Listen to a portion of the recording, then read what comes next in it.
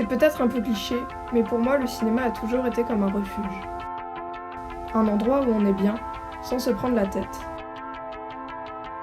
C'est après qu'on se rend compte que certains films nous mettent hors de nous, d'autres nous font pleurer sans cesse, et certains se révèlent essentiels. Voici mon portrait de cinéphile.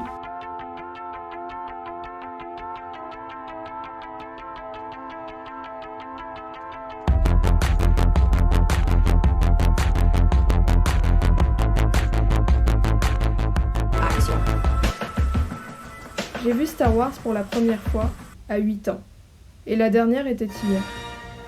Mon amour pour cet art a commencé dès ce jour-là.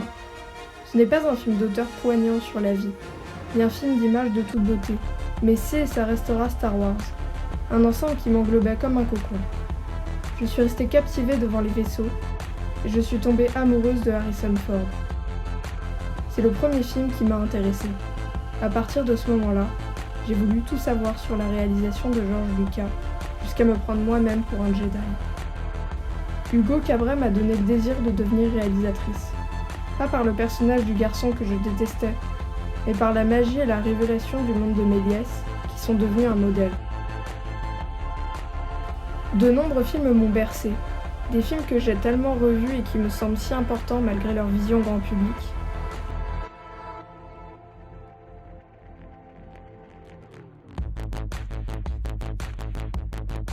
L'aile ou la cuisse, de Louis de Funès, une comédie simple mais auquel je trouve un attachement. Le Seigneur des Anneaux, qui a développé chez moi l'amour du fantastique. Odane de Jacques Demy et Contact avec Jodie Foster.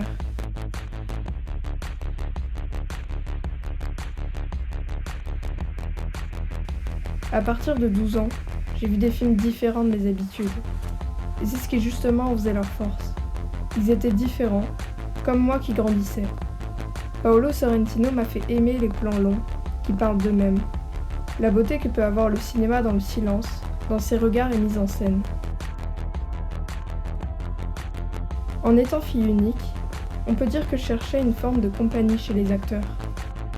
Comme dans L'Entrée des artistes, The Breakfast Club ou Jules et Jim.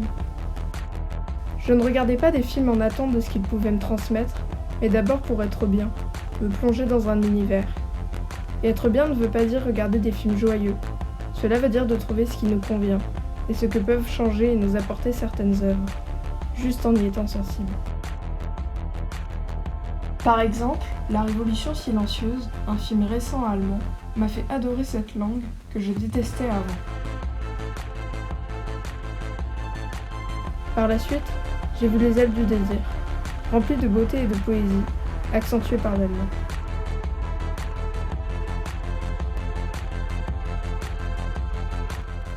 Maintenant, j'ai 15 ans, et je n'ai pas fini d'être éprise du cinéma. Ma dernière révélation se résume à une personne, un univers. Xavier Dolan, un jeune réalisateur québécois. Ce sont ces films qui me parlent le plus et qui sont devenus vitaux chez moi.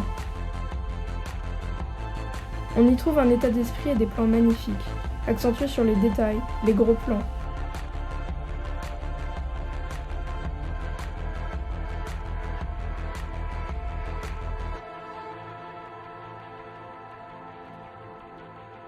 Un ensemble de poésie par des images qui, par leur simple vision, nous font pleurer ou rire.